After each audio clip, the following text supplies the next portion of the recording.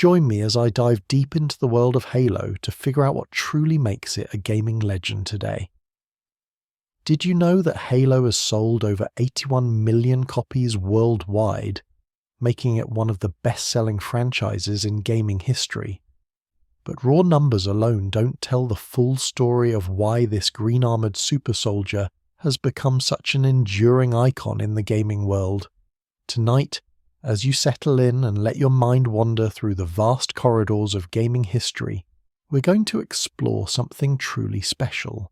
We're going to understand not just what Halo is, but what it represents, what it changed, and why, after more than 2 decades, it still matters. The year was 2001. The gaming landscape was shifting beneath everyone's feet. Sony's PlayStation 2 had launched the previous year and was dominating the market with its DVD playback capabilities and massive library of games. Nintendo was preparing to launch the GameCube, betting on innovation and beloved franchises. And then there was Microsoft, a software giant known for Windows and Office, preparing to enter the console gaming market with a machine called the Xbox. It was a bold move. Some said foolish. The console gaming market was notoriously difficult to break into, with Sega's Dreamcast having just failed spectacularly, despite being a technically impressive machine. Microsoft needed something special, something that would make gamers take notice of this new black and green box. They needed a killer app, a system seller, a game so compelling that it would justify the purchase of an entirely new console. They found that game in Halo, Combat Evolved, a first-person shooter that would not only launch the Xbox into relevance, but would fundamentally reshape the entire first-person shooter genre and console gaming as we know it. But to truly understand Halo's legendary status, we need to look beyond that initial success. We need to examine how a single game spawned a multimedia empire that includes sequels, spin-offs, novels, comic books, animated series, and even a live-action television show. We need to understand how Halo's multiplayer modes didn't just entertain millions, but actually helped popularize online console gaming and created competitive gaming communities that persist to this day. We need to explore how the story of Master Chief Cortana and humanity's struggle against the Alien Covenant resonated so deeply with players that it inspired passionate fan communities, countless fan creations, and scholarly analysis of its themes and narrative structure. Today, you're diving into what makes Halo a gaming legend, exploring its impact on the industry and its dedicated fan base. But this isn't just going to be a simple recap of Halo's greatest hits. Instead, we're going to take a thoughtful, measured journey through the elements that elevated Halo from a good game to a cultural phenomenon. We'll explore the technical innovations that made it possible, the creative decisions that made it memorable, and the community that made it immortal. As we move through this exploration, let yourself relax. Let the information wash over you like the opening notes of the Halo theme, that iconic Gregorian chant that has become instantly recognizable to gamers worldwide. Whether you've spent thousands of hours in the Halo universe, or you're simply curious about why this franchise holds such a special place in gaming history, there's something here for you to discover. The story of Halo is, in many ways, the story of modern gaming itself, a tale of innovation, community, competition, and the power of interactive storytelling. The Halo franchise stands today as a testament to what happens when visionary game design meets technological capability, when compelling narrative meets engaging gameplay, and when a dedicated development team meets a passionate community. It represents a perfect storm of circumstances that created something greater than the sum of its parts. Over 81 million copies sold across the franchise, billions of hours played online, countless memories created in living rooms, at LAN parties, and in competitive arenas around the world. These numbers begin to tell the story, but they don't capture the feeling of that first time you stepped onto the Halo ring and realized you were somewhere truly special. They don't convey the rush of clutching a victory in multiplayer after a perfectly executed team play. They don't express the emotional weight of the relationship between Master Chief and Cortana, a bond between a super soldier and an AI that somehow became one of gaming's most touching partnerships. They don't measure the impact of hearing that music swell as you charged into battle, making you feel like humanity's last hope against impossible odds. Halo's impact on the gaming industry is undeniable, with a dedicated fan base that spans over 2 decades. This series has managed to captivate audiences with its unique blend of action, adventure, and science fiction elements. From its humble beginnings as a real-time strategy game that transformed into a third-person shooter before finally becoming the first-person experience we know today, Halo's development was marked by constant evolution and refinement. From its early days when Bungie, the original developer, was a small studio making games for the Mac platform, to its current status as a flagship franchise for Microsoft's gaming division, Halo's legacy continues to inspire new generations of gamers. The franchise has weathered changes in development studios, transitions between console generations, evolving player expectations, and fierce competition from other blockbuster franchises. Yet through it all, Halo has maintained its core identity while adapting to stay relevant. It has expanded from a single game into a rich universe with deep lore, complex characters, and storylines that span thousands of years. It has evolved its gameplay mechanics while respecting the foundations that made it great. It has embraced new technologies and platforms while honoring the experiences that longtime fans cherish. What makes a game legendary? Is it sales numbers, critical acclaim, longevity, innovation, cultural impact? The answer, of course, is that it's all of these things and more. A legendary game transcends its medium to become part of our shared cultural conversation. It influences not just other games, but other media. It creates moments that players remember years or decades later. It builds communities that persist long after the servers might have shut down for older titles. It inspires creativity in its fans, who create art, music, videos, and stories based on the worlds and characters they've come to love. By all these measures, Halo qualifies as legendary. But what specific elements elevated it to this status? What decisions, both creative and technical, contributed to its success? What fortunate timing and what skillful execution combined to create this phenomenon? These are the questions we'll explore as we journey through the Halo universe, examining not just what Halo is, but what it means and why it matters. As you continue to relax and let your mind wander through these ideas, consider your own relationship with Halo. Perhaps you were there at the beginning, attending a midnight launch for Combat Evolved, or getting an Xbox as a gift and discovering this strange ring world. Maybe you came to the series later, picking up Halo 3 when everyone was talking about finishing the fight, or jumping in with Halo Reach to experience the tragic tale of a noble team. Perhaps you've watched from the outside, aware of Halo's importance but never having played it yourself, curious about what all the fuss is about. Wherever you are in your Halo journey, this exploration is for you.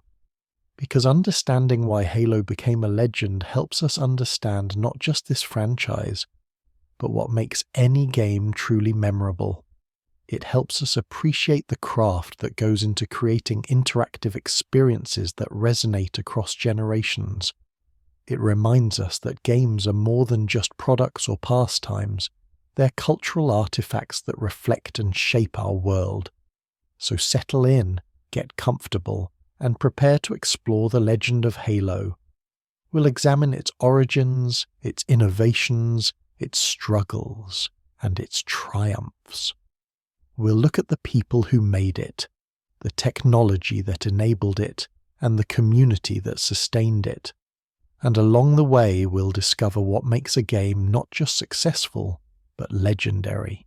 To understand what makes Halo legendary, we must first travel back to its beginnings, to a time when the game that would define a generation was still taking shape in the minds of its creators.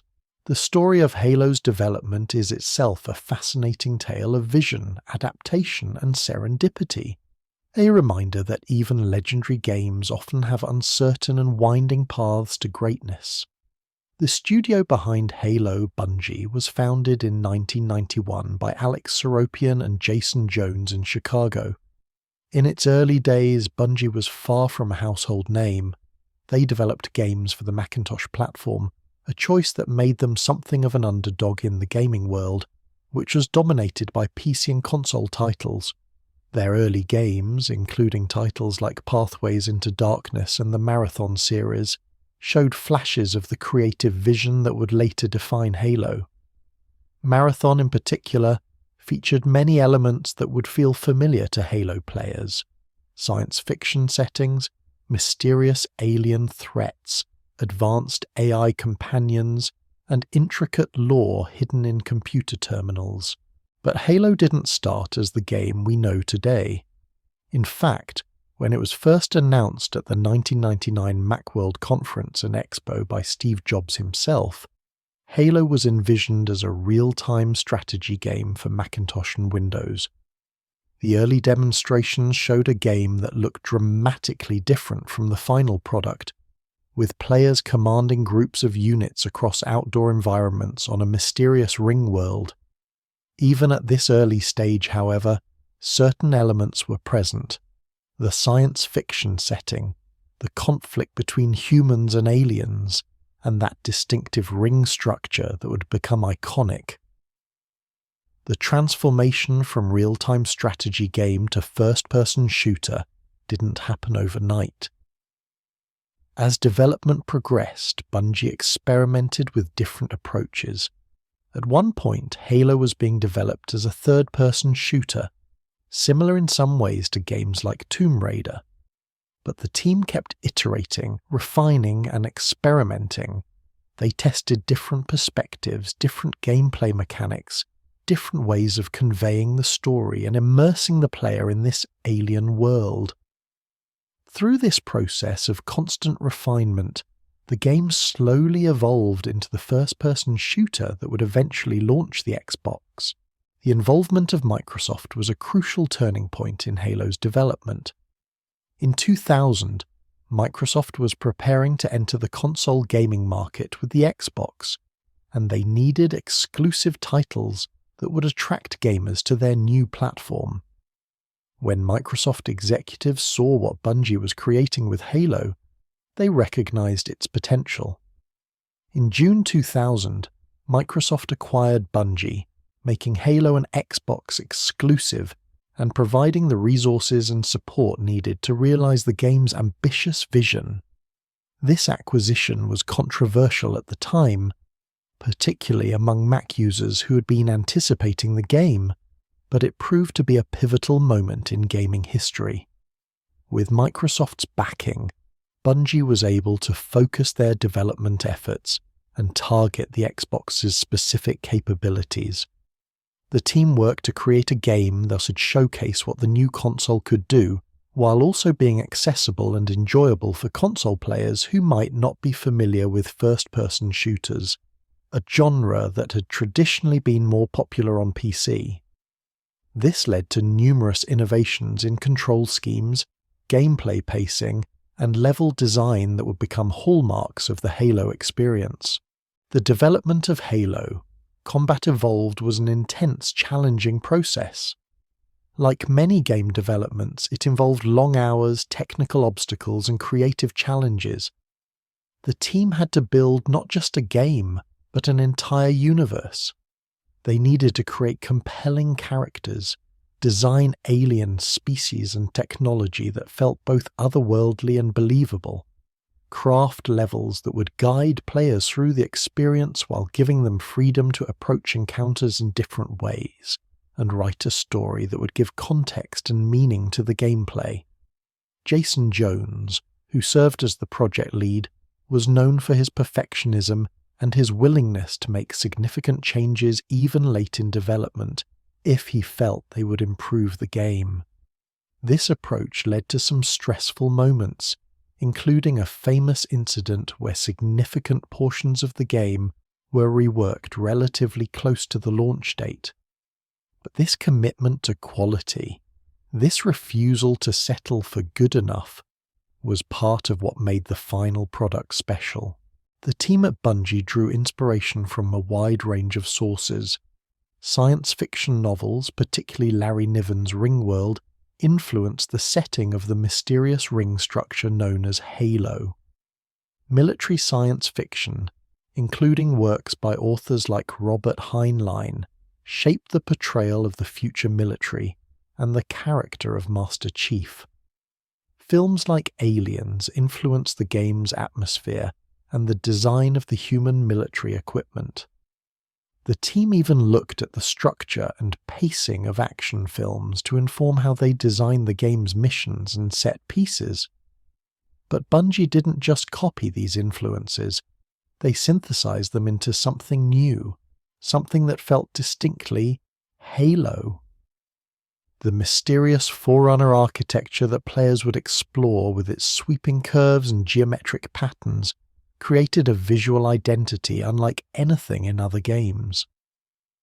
The design of the Covenant aliens, each species distinct in appearance, behavior, and combat role, created enemies that were interesting to fight and memorable in their own right.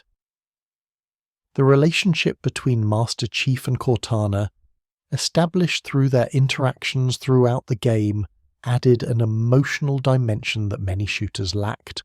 The technology behind Halo was also groundbreaking for its time. The game engine Bungie developed had to handle large open environments, a significant departure from the corridor-based level design common in console shooters at the time. It needed to support both indoor and outdoor spaces seamlessly, render complex geometry and lighting, manage AI for multiple enemies with different behaviors, and maintain a smooth frame rate on console hardware that was, while impressive for its day, still limited compared to high-end PCs. Achieving all of this required technical innovation and optimization, pushing the Xbox to its limits. One of the key technical achievements was the game's handling of vehicles. Combat Evolved allowed players to drive warthogs, ghosts, scorpions, and other vehicles, seamlessly transitioning from on-foot combat to vehicular gameplay. This wasn't just a gimmick. Vehicles became an integral part of Halo's identity, influencing level design, combat scenarios, and multiplayer gameplay.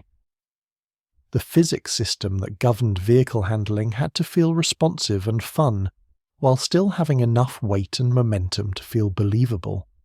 This balance was harder to achieve than it might seem, but when players first climbed into a warthog and tore across the surface of the Halo ring, they knew they were experiencing something special.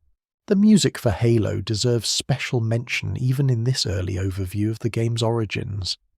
Composers Martin O'Donnell and Michael Salvatore created a score that was unlike anything else in gaming at the time. The iconic main theme, with its Gregorian chant opening that leads into driving percussion and orchestral swells, immediately conveyed the epic, slightly mysterious nature of the Halo universe. The music wasn't just background ambience, it was a character in its own right, enhancing emotional moments, building tension during combat, and creating a sense of wonder during exploration. The decision to feature the Halo theme so prominently, including in the game's marketing, helped establish a sonic identity that would become instantly recognizable. As the launch date for the Xbox approached, anticipation for Halo built among gamers who had been following its development. Microsoft's marketing positioned it as the Xbox's flagship title, the game that would show what the console could do. Preview coverage in gaming magazines and websites generated buzz. Those who attended trade shows like E3, where Halo was playable, came away impressed by its graphics, its controls, and its overall feel. When the Xbox launched on November 15, 2001, Halo: Combat Evolved was there as a launch title. The game was an immediate critical and commercial success. Reviewers praised its graphics, its intuitive controls that successfully adapted the first-person shooter genre to a controller, its engaging campaign that could be played cooperatively, and its addictive multiplayer mode. Players discovered a game that felt substantial and polished, with a campaign that offered variety, challenge, and memorable moments. They found multiplayer battles that were balanced, exciting, and endlessly replayable. They experienced a story that, while perhaps not revolutionary in its plot points, was told effectively through a combination of cutscenes, environmental storytelling, and in-game dialogue. But perhaps more importantly, players felt something when they played Halo. They felt the weight of being humanity's last hope as they fought through waves of Covenant forces. They felt the wonder of discovering ancient Forerunner structures and wondering about the civilization that had built them. They felt the satisfaction of pulling off a perfect plasma grenade stick on an enemy or executing a smooth team play in multiplayer. They felt the camaraderie of playing split screen with friends, working together to survive legendary difficulty, or competing to see who could get the most kills. These feelings, these experiences were what began to build Halo's legend. The success of Halo: Combat Evolved exceeded even Microsoft's optimistic projections. It became the Xbox's best-selling game, moving console units and establishing a player base that would eagerly anticipate sequels. It proved that console first-person shooters could not only be successful, but could potentially surpass their PC counterparts in terms of popularity and cultural impact. It demonstrated that players craved not just technically impressive games, but complete, polished experiences with strong art direction, memorable music, and engaging storytelling. The birth of Halo was the result of talented developers with a clear vision, sufficient resources and support to realize that vision, willingness to iterate and improve even when it meant making difficult changes, technological innovation that pushed hardware capabilities, and perhaps a bit of fortunate timing, launching alongside a new console that needed a hit. These factors combined to create something special, something that would become legendary. But the launch of Combat Evolved was just the beginning of Halo's story. The foundation had been laid, but the legend was still being written. One of the primary reasons Halo achieved legendary status was its revolutionary approach to gameplay mechanics, particularly in how it adapted the first-person shooter genre for console gaming. While first-person shooters had existed on consoles before Halo, they often felt like compromised ports of PC games, struggling with control schemes that tried to map keyboard and mouse precision onto analog sticks. Halo didn't just adapt the genre, it reimagined it for the console experience, creating innovations that would become standard across the industry. The most fundamental innovation was Halo's control scheme. On PC, first-person shooters relied on the keyboard for movement and the mouse for aiming, offering precision and speed. Console controllers with their analog sticks couldn't match this precision, and earlier attempts at console shooters often felt clunky or frustrating. Bungie approached this challenge thoughtfully, designing a control scheme that felt natural and intuitive for gamepad players. The left stick controlled movement, The right stick controlled view and aim, shoulder buttons managed grenades and melee attacks, and triggers handled weapons. But the brilliance of Halo's controls went beyond simple button mapping. The game featured aim assist, a subtle system that gently pulled the targeting reticle toward enemies when the player aimed near them. This assist was carefully calibrated to help without being too obvious or doing the work for the player. It bridged the gap between the precision of mouse aim and the inherent limitations of analog sticks, making console shooter gameplay feel responsive and satisfying rather than frustrating. This thoughtful implementation of aim assist would be copied by virtually every console shooter that followed. The decision to limit players to carrying only 2 weapons at a time was another crucial innovation that differentiated Halo from PC shooters of its era. Games like Quake and Half-Life allowed players to carry extensive arsenals, switching between numerous weapons to handle different situations. Halo's 2-weapon limit forced players to make meaningful choices. Do you keep that sniper rifle for long-range encounters, or swap it for a shotgun before entering close quarters? Do you pair a precision weapon with an automatic one for versatility, or carry 2 specialized weapons and rely on skill and tactics?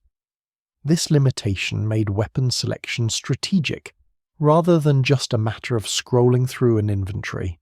The weapon design itself was revolutionary in how it encouraged experimentation and adaptation. Each weapon in Halo's arsenal felt distinct, with its own characteristics, ideal range and situational advantages. The standard assault rifle was reliable and versatile but lacked precision at range. The pistol surprisingly became a fan favorite due to its scope and powerful 3-shot kill potential in multiplayer. The Needler tracked targets with pink crystalline projectiles that detonated when enough accumulated on an enemy. Covenant plasma weapons could drain shields quickly but needed time to cool down. This diversity meant that mastering Halo involved understanding not just how to aim and shoot, but when to use each weapon and when to swap for something more appropriate. The plasma weapons introduced another layer of strategy through Halo's legendary noob combo, using a plasma pistol's charge shot to drop an enemy's shields, then quickly switching to a precision weapon like the pistol or battle rifle for a headshot finish. This combination emerged from the interplay of Halo's weapon and shield systems, and while some might have considered it an exploit, Bungie embraced it as an example of emergent gameplay, the kind of player-discovered tactic that adds depth to combat. Speaking of shields, Halo's approach to health and damage was another defining feature. Unlike many shooters where health gradually drained under fire until the player died or found a health pack, Halo featured regenerating shields that absorb damage. When shields depleted, health started taking damage, indicated by the reddening of the screen edges and Master Chief's laboured breathing. But if you could find cover and survive for a few seconds, your shields would recharge, ready for the next encounter. This system encouraged a more dynamic combat flow where aggression and retreat both had their place. It allowed for more sustained firefights without requiring careful health management or hunting for health packs. It made combat feel modern and streamlined while still maintaining tension and challenge. The addition of melee attacks as a core combat option, rather than just a last resort, was another smart design choice. The melee button was always available, allowing players to quickly bash an enemy when they got close, instead of struggling to shoot them at point-blank range. This led to emergent tactics like the melee shoot melee sequence that skilled players used in close quarters, or the satisfying assassination kills from behind. The melee attack had weight and impact, with enemies reeling from the blow, creating moments of physical interaction in a genre largely focused on ranged combat. Grenades in Halo were elevated from supplementary tools to core components of combat strategy. Unlike many games where grenades were relatively weak or used primarily to flush enemies from cover, Halo's grenades were powerful, with generous blast radii and the ability to kill or severely damage multiple enemies. The game featured two types initially: fragmentation grenades that bounced and rolled before exploding, and plasma grenades that stuck to surfaces and enemies. The sticky plasma grenades in particular became iconic, creating tense moments when one attached to your shield and you had seconds to try to charge an enemy and share the fate, or memorable multiplayer moments when a perfectly thrown sticky ended an opponent's kill streak. Skilled players learned to bounce frag grenades around corners or into tight spaces, or to time their throws to knock enemies out of cover. The grenade system was complemented by generous grenade inventory. Players could carry up to 4 of each type, and the game's environment design, which featured surfaces that grenades could bounce off predictably. This turned grenade usage into a skill with depth, rewarding players who learned the physics and angles.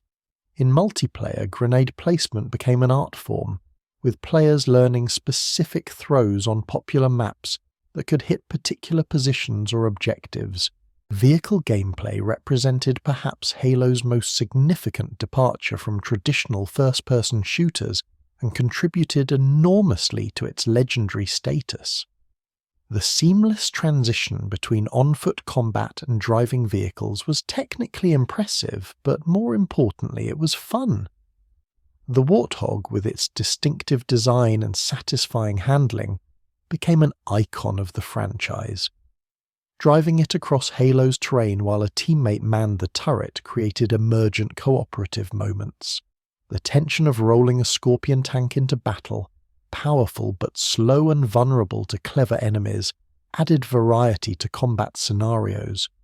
Flying vehicles like Banshees and later Hornets gave players 3-dimensional control of the battlefield.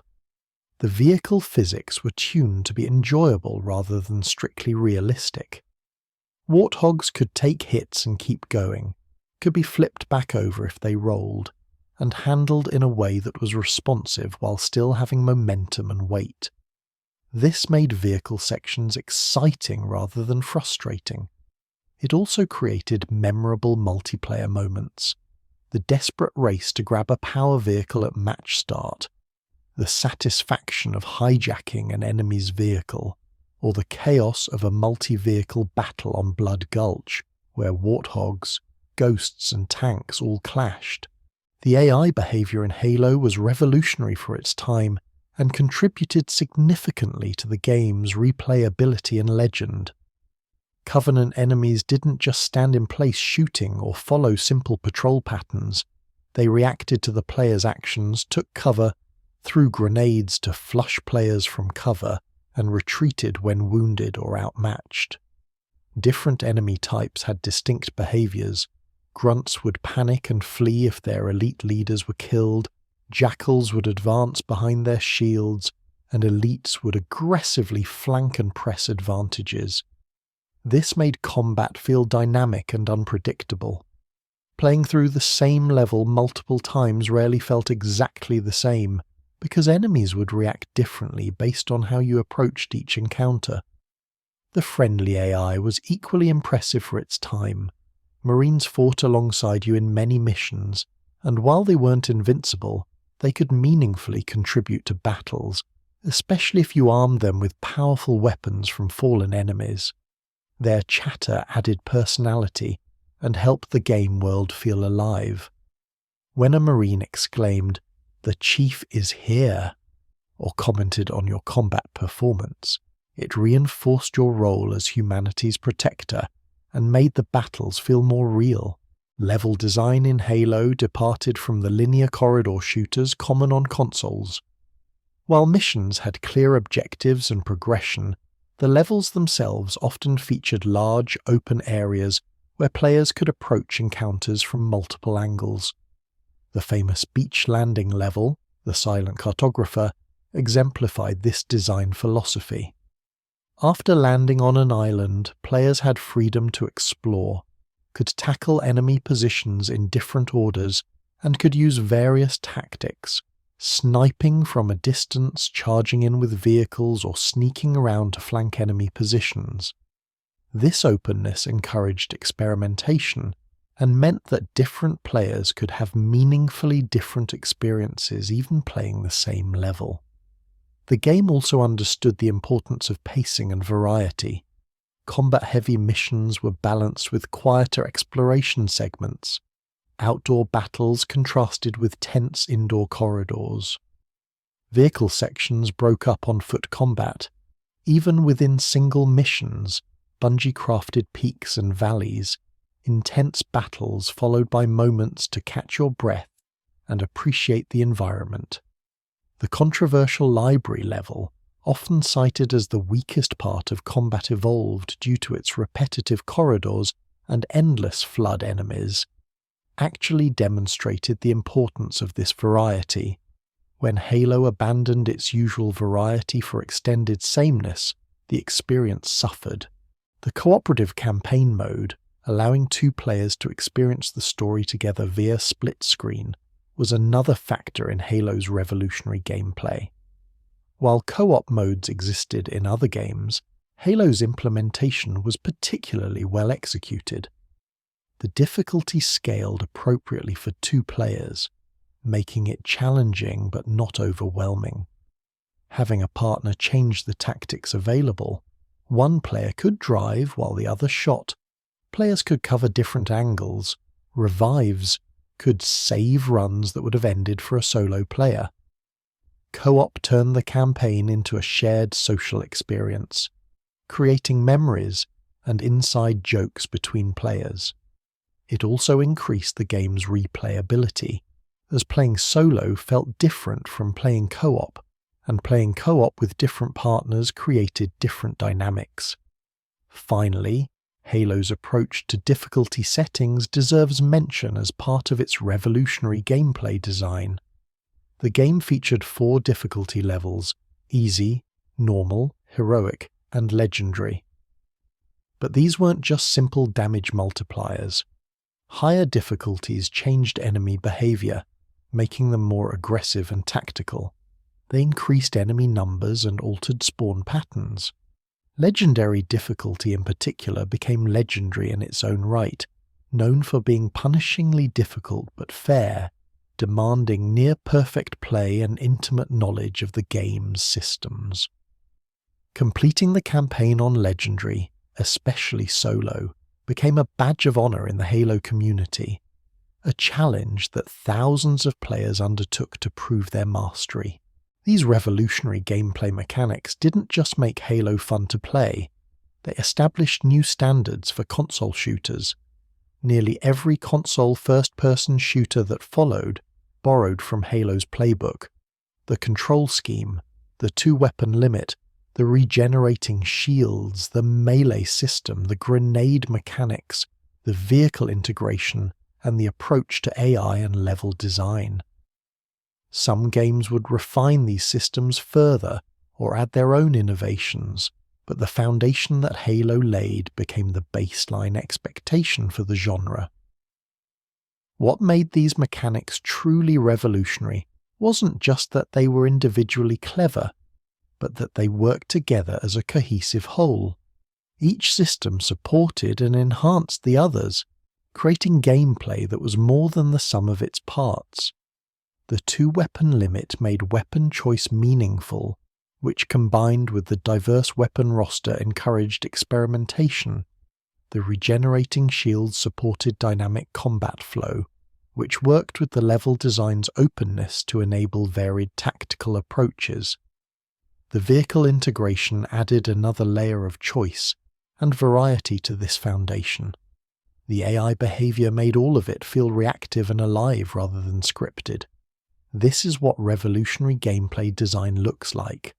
Not just one clever idea, but a suite of interconnected systems that create a deep, engaging, and endlessly replayable experience. This is what elevates a game from merely good to legendary.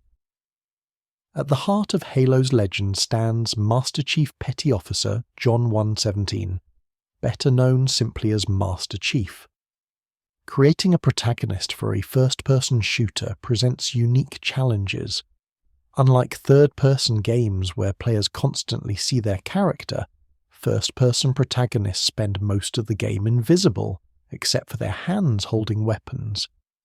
Yet despite this challenge, or perhaps partly because of it, Bungie created one of gaming's most iconic characters. The design of Master Chief was brilliant in its simplicity and mystery. The Green Mark 5th Mjolnir armor with its distinctive gold visor became instantly recognizable, one of gaming's most iconic silhouettes. The design was practical, looking like armor that could actually protect someone in combat, but also aspirational, making the wearer look powerful and imposing. The golden visor served a dual purpose. It looked cool and distinctive, but it also hid Master Chief's face, maintaining his mystery and allowing players to project themselves onto the character more easily. This decision to keep Chief's face hidden was controversial during development, with some team members arguing that showing his face would make him more relatable. But the choice to maintain the mystery proved inspired. By never fully showing his face, Master Chief became every player. His face wasn't revealed because it didn't need to be. You were the Chief, seeing through his eyes, fighting through his actions. The brief glimpses players got, a shot of his eyes here, a reflection in Cortana's chip there, only deepened the mystique rather than satisfying curiosity. Master Chief's character was defined not through extensive dialogue or cutscenes showing his personality, but through his actions and his relationship with Cortana. The Chief himself was taciturn, responding to situations with brief, often understated remarks. Thought I'd try shooting my way out, mix things up a little. Wake me when you need me. These sparse lines were delivered in Steve Downes' iconic voice, with a calm confidence that made Chief feel like the ultimate professional soldier. He wasn't cocky or boastful. He simply did what needed doing, no matter the odds. When Halo 2 launched in 2004, it revolutionized console multiplayer by bringing robust online play to the Xbox via Xbox Live. This wasn't just tacking on online functionality, it was a comprehensive online ecosystem with matchmaking, skill-based ranking systems, friends lists, voice chat, and clan support. Players no longer needed to organize LAN parties or gather friends for split-screen sessions, though those options remained. They could boot up their Xbox, connect to Xbox Live, and within minutes be matched against opponents of similar skill levels from around the world.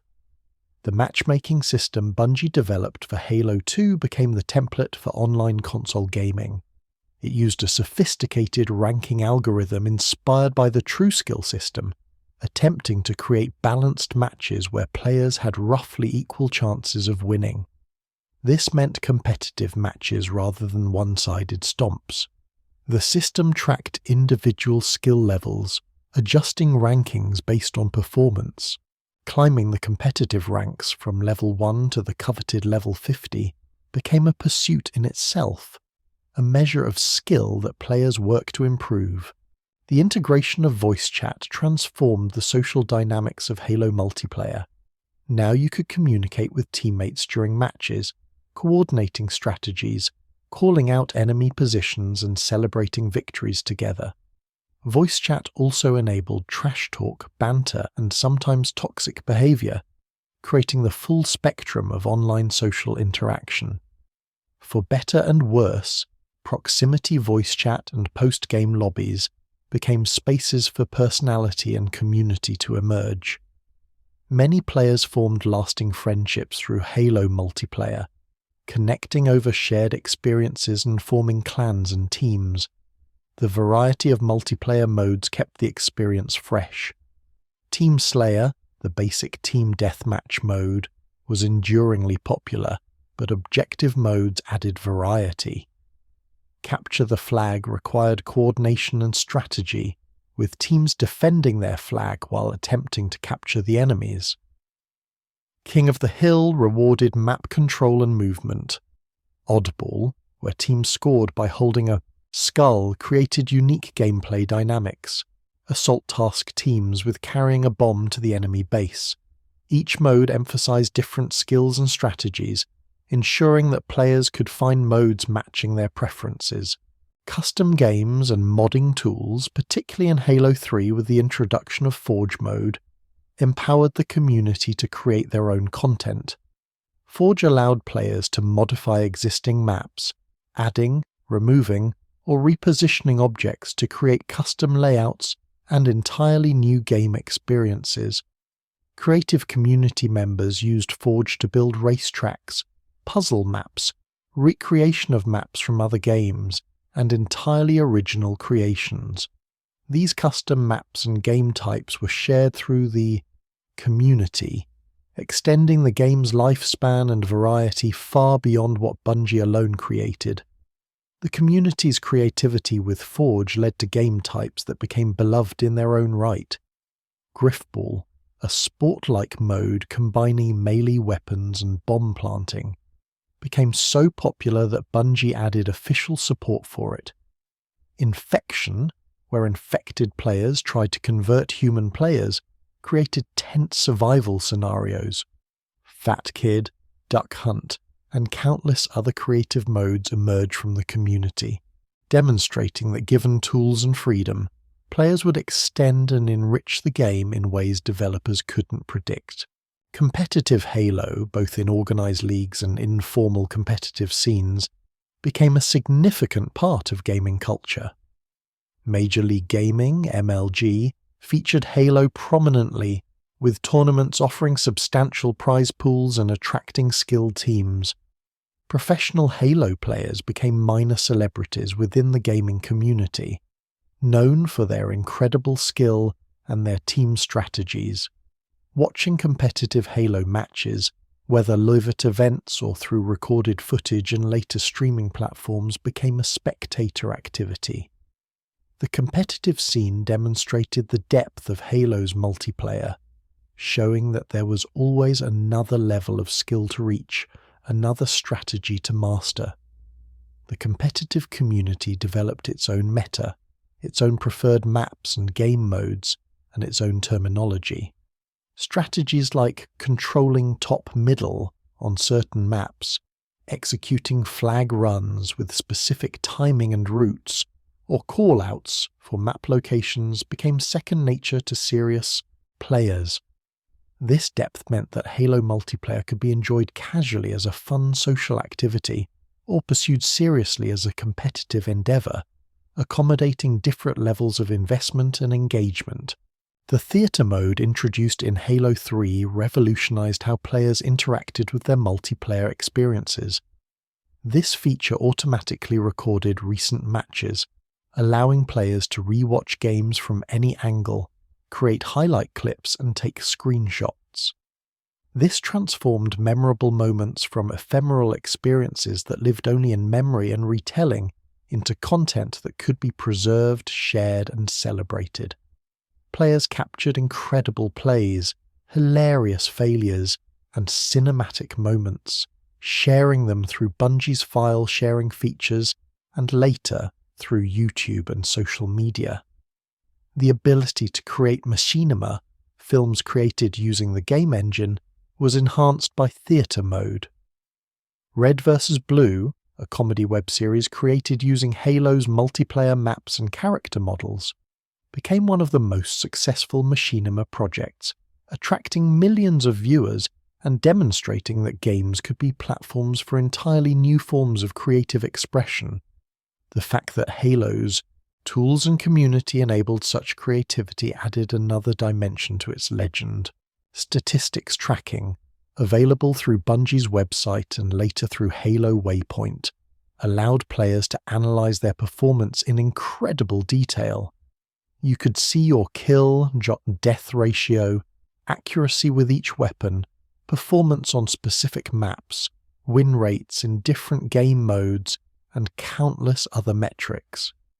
This data satisfied competitive players who wanted to identify areas for improvement, but it also appealed to collectors and completionists who enjoyed filling out their service records with achievements and commendations.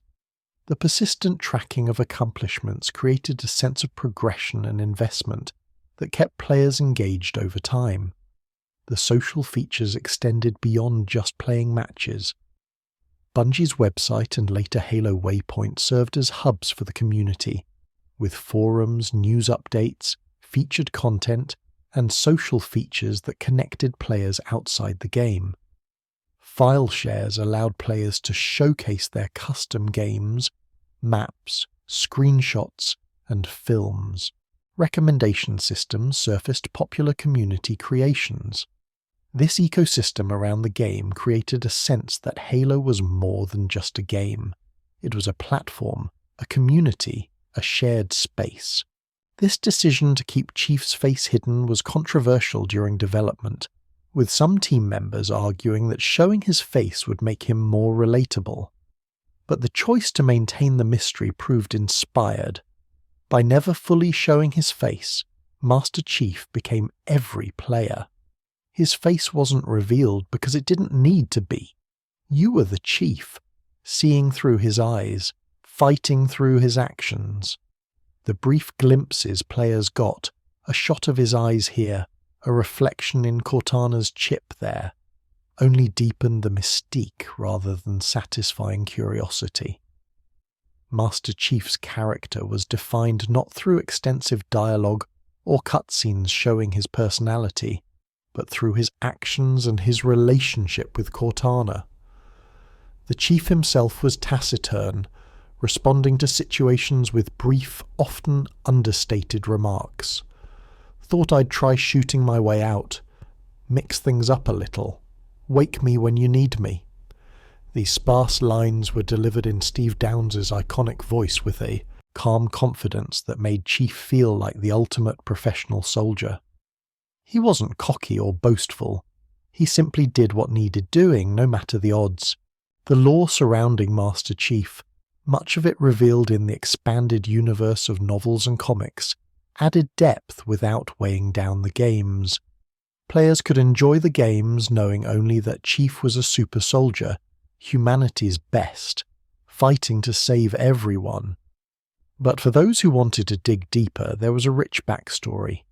John was kidnapped as a child and conscripted into the Spartan II program, subjected to brutal training and dangerous augmentation procedures that killed or crippled many of his fellow candidates. He and the other Spartans were weapons, created to fight human insurrectionists before the Covenant appeared and gave them a new purpose. This dark origin added complexity to the character while explaining his superhuman abilities. The tragedy underlying the Spartan program, the moral ambiguity of creating child soldiers, and the bonds between Spartans who viewed each other as family because they had been stolen from their biological families, gave the character, wait, Master Chief wasn't just a power fantasy. He was a victim who had turned his victimization into purpose, protecting humanity because he'd never been allowed to be fully human himself. This subtext enriched the character without ever overwhelming the primary experience of playing as a badass super soldier saving humanity. But what truly made Master Chief legendary was his relationship with Cortana. In many ways, Cortana was the emotional heart of the Halo story, the character who expressed the feelings and reactions that the stoic Chief held inside. Their partnership, established from the first moments of combat evolved, became one of gaming's most compelling relationships. Cortana, an AI created from a clone of Dr. Halsey's brain, was brilliant, witty, and occasionally sarcastic. She provided tactical information, technical support, and crucially companionship. She challenged the Chief, bantering with him in ways no one else would dare with the legendary Spartan. And beneath the wit, there was genuine affection and loyalty between them. The dynamic between the two characters worked because it was complementary. Chief was physical action and taciturn determination. Cortana was intellectual analysis and expressive personality. Chief protected Cortana, carrying her into danger while she provided the digital infiltration and information he couldn't access himself. In return, Cortana watched over Chief, monitoring his systems, providing tactical data, and offering something like friendship to a man created to be a weapon. Their dialogue throughout the games revealed mutual respect and care that deepened from game to game, making their eventual separation and reunion across the franchise an emotional through line that resonated with players. The voice acting brought both characters to life. Steve Downes brought gravitas and understated strength to Master Chief, making every rare word count. Jen Taylor's performance as Cortana was warm, intelligent, and full of personality, creating a character who felt alive and present even as a holographic AI. The chemistry between the two performances sold the relationship, making players invest in these characters beyond just their gameplay functions. Master Chief's legend grew with each game, but it was established in Combat Evolved through a masterclass in video game character design. Make them look iconic. Give them abilities that feel powerful and make gameplay exciting. Provide just enough personality to be interesting without overwhelming the player's agency. Create relationships that add emotional depth, and leave enough mystery that imagination can fill the gaps. This formula created a character who appeared on everything from action figures to billboards, who became synonymous with Xbox, and who represented gaming to people who might never have played Halo themselves. The Spartan mystique that Bungie cultivated around Master Chief and his fellow super soldiers added to the legend. Spartans weren't just strong, they were near mythical figures to normal humans in the Halo universe. Marines spoke of Spartans with awe, calling them demons and telling stories of their impossible feats. The game showed this reverence through the reactions of NPCs. When Master Chief walked past, Marines would straighten up, comment in awed tones, and seem more confident simply knowing a Spartan was there. This reverential treatment from NPCs made players feel like the hero they were supposed to be. The armor itself became a character element. Each generation of Mjolnir armor had distinct visual characteristics, but all shared that essential Spartan look. The armor wasn't just protective equipment, it was integral to the Spartan identity. It enhanced the wearer's already superhuman strength and speed, featured energy shields, and integrated with AI like Cortana. Players came to associate the sight of that green armor with protection, with hope, with a fighting chance against impossible odds. Later games would expand the Spartan roster, introducing new characters like Noble Team in Halo, Reach, or Fire Team Osiris in Halo 5. Some of these characters were well received, others less so, but none quite captured the iconic status of Master Chief himself. There was something about that original protagonist, his design, his mystique, and his relationship with Cortana that proved difficult to replicate. He was the chief, the one Spartan who stood above the rest, not because he was necessarily stronger or faster, but because of luck, determination, and something indefinable that made him special. The relationship between Master Chief and players was unique in gaming. In some games, players embody characters with strong personalities and defined backstories, essentially stepping into someone else's shoes. In others, players create blank slate avatars that are entirely their own. Master Chief occupied an interesting middle ground. He had enough character to be memorable and distinctive, but not so much that he overshadowed the player. When you played Halo, you felt like you were the Chief, yet the Chief remained a distinct character whose legend could be built upon across media. This balance was delicate but crucial to his enduring appeal. Master Chief's impact extended beyond the games themselves. He appeared in novels, comic books, animated features, and eventually the live-action Paramount Plus series. Each medium added to his legend, though the games remained the primary canon and the truest version of the character. Fan communities created countless artworks, cosplays, and stories featuring the Chief. At gaming conventions, Master Chief cosplayers were ubiquitous, the armor becoming one of the most recognized and frequently replicated costumes in gaming culture. The character also became a marketing icon, appearing in cross-promotions with everything from energy drinks to car commercials. While this commercialization risked diluting the character, it also demonstrated his reach beyond gaming.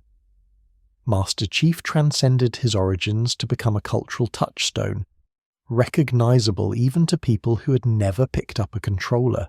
What makes a video game character legendary? They must be visually distinctive, recognizable even in silhouette. They should have a personality that resonates without overwhelming. They need compelling relationships with other characters. They must embody the gameplay experience, making players feel powerful and capable.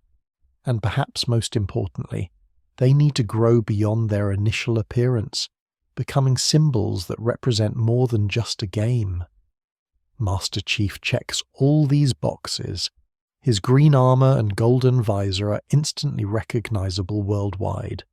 His calm, determined personality provides just enough character while leaving room for players to inhabit the role. His partnership with Cortana creates emotional investment. Playing as the Chief feels powerful and heroic, and over 2 decades he's become a symbol not just of Halo, but of gaming itself, representing the medium's evolution from niche hobby to mainstream entertainment. The Master Chief is a legend because Bungie created a character who could carry a legendary franchise, a character whose presence enhanced every game he appeared in, and a character who resonated with players on a level that transcended simple avatar representation. He became a hero, an icon, and a friend. One of Halo's greatest strengths and a key factor in its legendary status is the richness of its universe. From the mysterious ring worlds themselves to the intricate history spanning hundreds of thousands of years, Halo created a science fiction setting that rewarded exploration and invited players to dig deeper into its lore. The universe felt lived in and coherent, with details that suggested vast stories beyond what players directly experienced. The central mystery of the first game, what exactly Halo was and why it existed, hooked players immediately. The ring itself was a marvel of visual design, a structure so massive that its curvature stretched across the horizon, with oceans, forests, and mountains visible in the sky if you looked up. The idea wasn't entirely original, inspired by Larry Niven's Ringworld and other science fiction concepts, but Halo's execution made it feel fresh and compelling. The ring structure became iconic, appearing in the franchise logo and instantly communicating what series you were looking at. But Halo wasn't just a mysterious megastructure, it was a weapon, created by an ancient civilization called the Forerunners to contain, and if necessary eliminate the Flood, a parasitic species that consumed all sentient life. This revelation transformed the narrative from a simple humans versus aliens war story into something more complex and darker. The Halo rings were doomsday weapons that would destroy all sentient life in the galaxy to starve the Flood, a genocidal solution to an existential threat. The moral complexity this introduced elevated the story above typical shooter narratives. The Forerunners themselves were brilliant as an absent antagonist mystery. These ancient beings had achieved technological marvels beyond anything humanity or the Covenant could match, had fought a losing war against the Flood, and had made the terrible choice to activate the Halo array, wiping out themselves and all other advanced life to reset the galaxy. Their structures left behind on a Halo and other installations featured a distinctive architectural style, sweeping metallic curves, geometric patterns, blue-white lighting, and a sense of scale that made even a Spartan feel small. Exploring Forerunner facilities felt like archaeology, uncovering clues about a vanished civilization. The decision to keep the Forerunners largely mysterious in the original trilogy was inspired. Players could see evidence of their technological prowess, could witness the consequences of their actions, could explore the structures they built. But the Forerunners themselves remained enigmatic, their true nature and society left to imagination. This mystery invited speculation and theorizing among fans, spawning countless discussions and debates. Later games would explore Forerunner history in more detail, with mixed reactions from fans who sometimes preferred the mystery, but the initial approach of leaving them as mysterious precursors was effective world building. The Flood represented Halo's horror element, a departure from the military science fiction combat that defined most of the experience. These parasitic organisms infected hosts, reanimating corpses and even integrating multiple bodies into larger, more horrible forms. The Flood weren't just enemies, they were violations of life itself, turning friends into foes and creating an atmosphere of dread. The Level 343 Guilty Spark, where players first encountered the Flood in combat evolved, was a masterclass in building tension, transitioning from the familiar Covenant enemies to narrow corridors filled with shambling infected forms.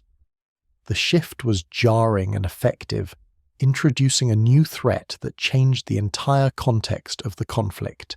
The Covenant, humanity's primary antagonists throughout much of the franchise, were more than just generic aliens.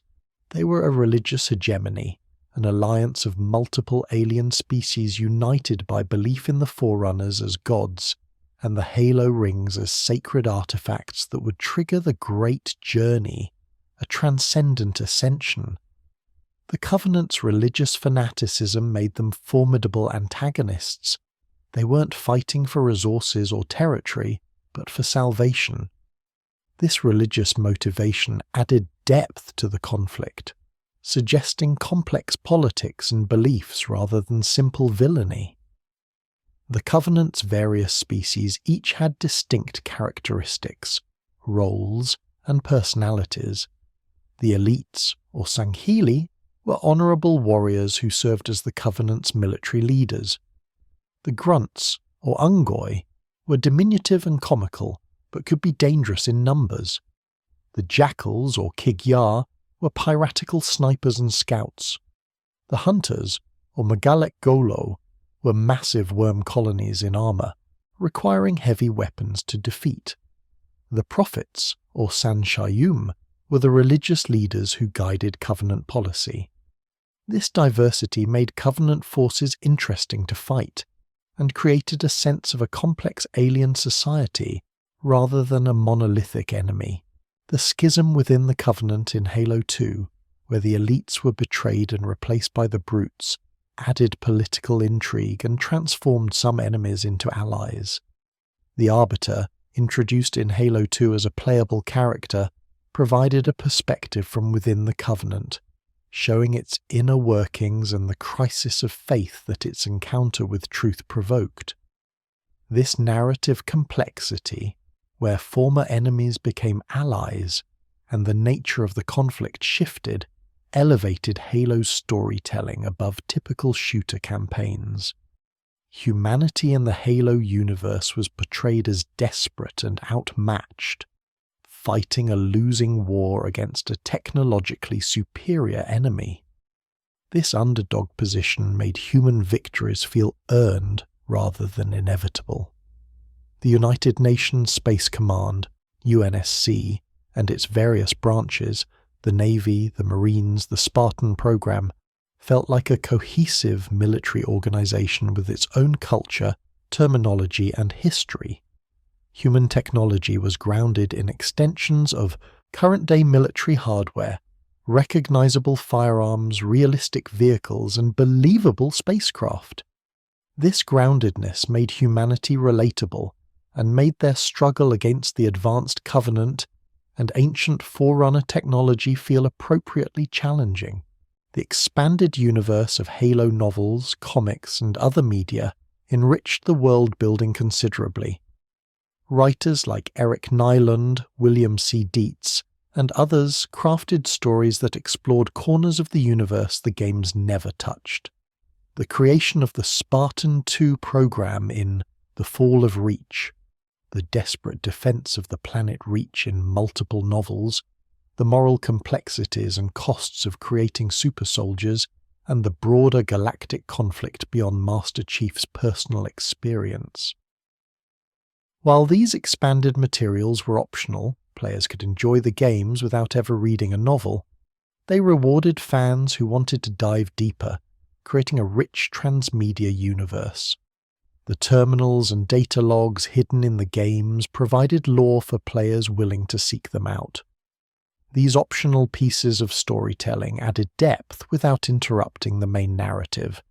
Players who just wanted to shoot aliens could ignore them, but those interested in the universe's deeper history could discover tragic stories, ancient conflicts, and mysteries that added layers of meaning to the events of the games.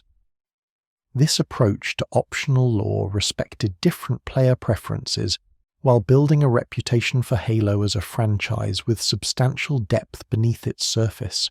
The locations across the Halo games contributed to world building through environmental storytelling. The first Halo installation felt ancient and mysterious, with its temperate climate, diverse biomes, and mixture of natural beauty and artificial structure. Earth, featured in Halo 2 and 3, showed humanity's home threatened by invasion, making the conflict personal. The Ark, a massive Forerunner installation outside the galaxy, where the Halo rings were constructed, showcased Forerunner engineering at its most ambitious. Each location told stories through its design, battle-scarred cities showing the cost of war, pristine Forerunner installations hinting at lost grandeur, flood-infested ships radiating corruption and decay. The aesthetics of the Halo universe were carefully crafted to be distinctive and coherent. Human technology looked military-industrial, practical, and somewhat weathered. Covenant technology was smooth and organic, with purple and blue hues, energy weapons, and a design language that felt alien yet appealing. Forerunner technology was clean, geometric, and awe-inspiring, with its signature blue-white lights and metallic surfaces. These distinct visual languages helped players immediately identify what they were looking at and whose technology they were encountering. The AI in the Halo universe, represented primarily by Cortana, but including other characters like Roland, Black Box, and Serena, added philosophical depth. These artificial intelligences had limited lifespans, eventually succumbing to rampancy, a state of terminal cognitive decline analogous to human dementia. This gave them pathos. They were created to serve but faced inevitable degradation and death. The exploration of what constitutes consciousness, whether AIs deserved rights, and the relationship between humans and their artificial creations added thought-provoking elements to the universe.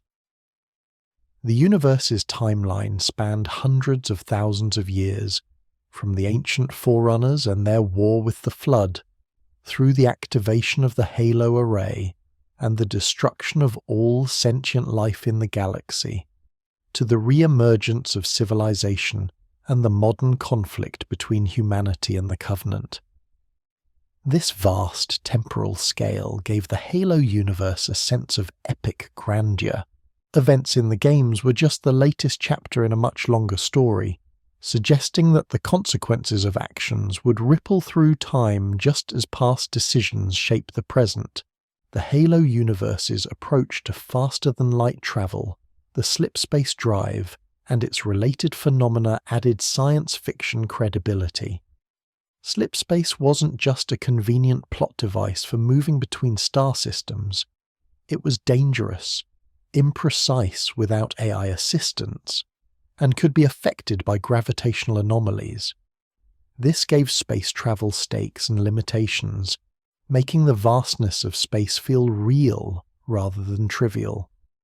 Similarly, the Shou Fujikawa Translight engine, humanity's method of faster-than-light travel, was presented as a human innovation with its own history and technical specifications, grounding the fiction in believable details. The musical motifs associated with different factions and locations in the Halo universe reinforced the world building. The main Halo theme became associated with ancient mystery and epic scale. Human military themes featured strong percussion and heroic brass. Covenant music had exotic instruments and scales that sounded alien. Flood sequences featured disturbing, dissonant sounds that created atmosphere. The Forerunner installations had ethereal ambient music that suggested ancient grandeur and loneliness. This sonic world building was as important as the visual elements in creating a cohesive universe. The Halo universe succeeded as world building because it felt complete yet still mysterious, leaving room for imagination and speculation. It provided enough detail to feel real and consistent, but didn't over-explain every element, trusting players' intelligence and allowing for discovery. It created conflicts with genuine stakes, moral complexity, and multiple perspectives. It populated its galaxy with diverse species, cultures, and histories, each contributing to a sense of a living universe rather than just a backdrop for shooting. It rewarded engagement, offering deeper lore for those who sought it, while remaining accessible to those who just wanted to experience the surface story. This rich, coherent, thought-provoking universe became a key factor in Halo's legendary status.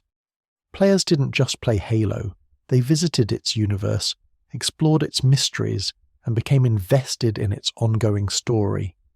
They theorized about Forerunner intentions, debated the morality of the Spartan program, mourned the fall of Reach, and wondered about the nature of Cortana's consciousness. A well-crafted universe turns a game into a world, and a world can become legendary. If Halo's campaign established it as an excellent single-player experience, its multiplayer modes elevated it to legendary status. Halo didn't invent multiplayer gaming, nor was it even the first console shooter with multiplayer capabilities. But what it did was perfect the formula for console multiplayer, creating experiences that were balanced, accessible, competitive, and endlessly replayable. The social and competitive communities that grew around Halo's multiplayer became as much a part of its legend as Master Chief himself. The simplicity of Halo's initial multiplayer offering was part of its genius. Combat Evolved on Xbox didn't feature online play, that would come with Halo 2, but it supported split-screen multiplayer for up to 4 players and System Link for up to 16 players across 4 consoles. This meant that multiplayer was immediate and social. You invited friends over, divided the TV screen and started playing, or you hauled your console and TV to a friend's house for a LAN party, linking systems together for larger matches. This physical, social aspect of early Halo multiplayer created communal experiences and memories that players still reminisce about decades later. The split-screen experience, while technically limiting with its reduced screen real estate and potential for screen looking, became cherished by players. There was something special about having your friends in the same room, hearing their reactions, talking trash, celebrating kills and groaning at defeats. The social dynamics of couch multiplayer, the alliances and betrayals, the house rules about weapon spawns or game types, the pizza and soda fueling late-night sessions were as important to the Halo experience as the gameplay itself. While online play would eventually dominate, that early emphasis on local multiplayer established Halo as a social experience.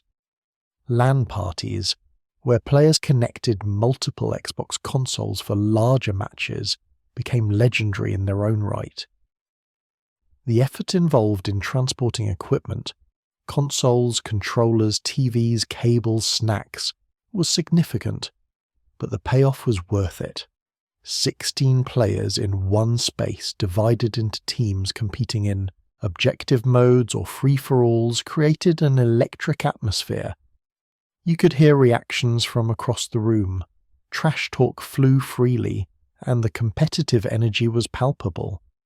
Major LAN events attracted dozens or even hundreds of players. These gatherings weren't just gaming sessions, they were community events that strengthened the bonds of the Halo player base. The multiplayer maps in Halo were masterfully designed, balancing competitive fairness with memorable environments. Blood Gulch, perhaps the most iconic map in franchise history, exemplified this design excellence. 2 bases at opposite ends of a canyon, vehicle spawns, elevated positions for snipers, and an open middle ground for combat created a naturally balanced battlefield that supported multiple playstyles and strategies.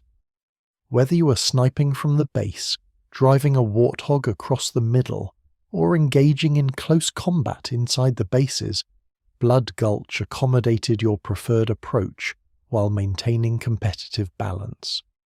Other maps became equally beloved for their unique characteristics. Lockout's multi-level design and tight quarters encouraged aggressive play. Zanzibar's asymmetrical design, with attackers storming a defended base, created dramatic objective matches. Guardian's gravity lifts and open sight lines rewarded map knowledge and quick reflexes. Each map had its own personality, its own flow, its own strategies and counter-strategies that players learned through repeated play. The community developed a deep familiarity with these spaces, learning every power weapon spawn, every hiding spot, every jump shortcut. Halo's approach to weapon and power-up spawns was crucial to its multiplayer balance. Rather than allowing players to spawn with powerful weapons or customized loadouts, Halo's traditional arena multiplayer featured equal starts.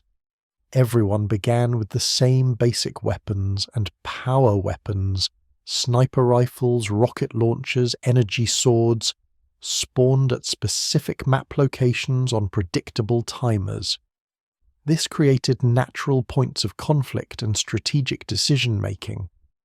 Teams had to coordinate to control power weapon spawns, timing their pushes to grab rockets before the enemy could. Individual players had to decide whether to push for a power weapon or play more conservatively. This equal start, power weapon spawn system was fundamentally democratic and skill-based. Victory didn't come from having better equipment or higher character levels, but from better aim, better tactics, better teamwork, and better map knowledge. A new player might struggle against veterans, but they weren't inherently disadvantaged by progression systems or unlockables. This purity of competition made Halo's multiplayer deeply satisfying for competitive players, while remaining accessible to casual players who could still contribute to their team and have fun even while learning.